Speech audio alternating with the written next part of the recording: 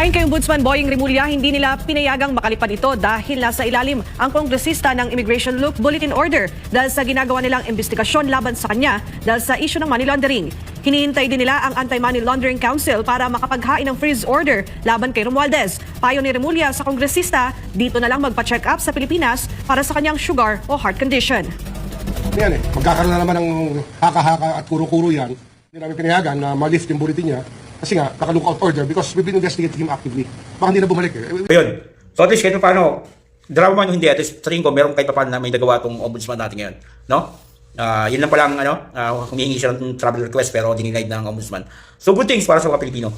Kasi alam lahat ng talaga ng majority ng Pilipino kung sino talaga may pakana ng flood control na yan. Wala namang iba kasi dahil sa ambisyon niya na maging presidente, ginawa niya ng lahat. Ginawa niyang sinalaulan yung budget ng 2025 dahil dun sa election na midterm election natin.